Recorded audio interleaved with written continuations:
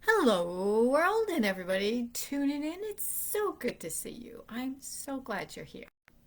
Today, I want to talk about unexpected change. Now, sometimes we have a plan and we have an idea what we're doing or where we're going or who we're going to do it with, and the universe has another idea. And guess what? If you think that everything is pretty much fixed, the only thing that's fixed is the inevitability of change. So expect it. And what I could say about that is if you're the type that's very analytical and wants to have everything just so and very serious, that life could end up knocking you a little bit because there there's a lot of twists and turns in the journey of life. So I'm going to suggest that when that happens, it's like the extreme weather we've been having lately. You didn't expect, what do they call those? Sleet, hail, stones so big that they dented your car or your roof or your house. You're like, whoa, where'd this come from? How did this happen? Yeah, it's unusual.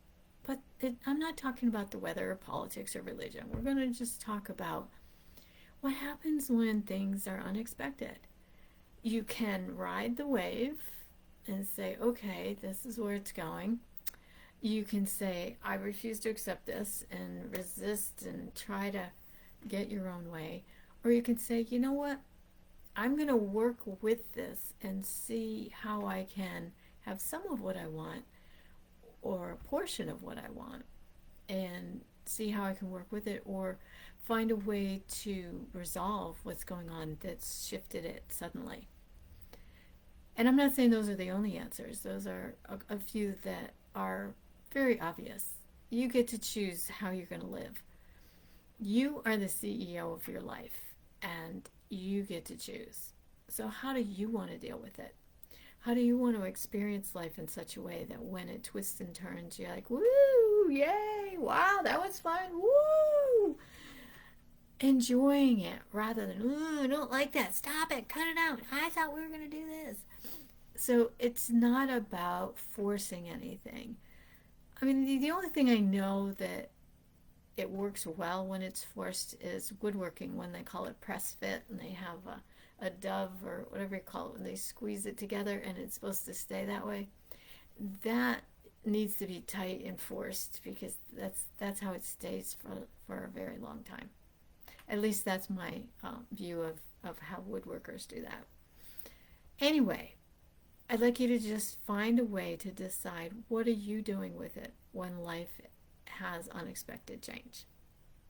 I know it's a big if and a big rhetorical question, but I'd love to hear what you think you might do with it. So drop your message below. Let me know you've been here. # Psychic Senses, #, and you got it. Replay, because most of you are not going to catch me live unless you are pretty consistent in figuring out what time I pop in, but then that changes too. And remember, I have a Facebook group, Psychic Senses, so we can practice our intuition. I look forward to talking with you soon. Bye for now.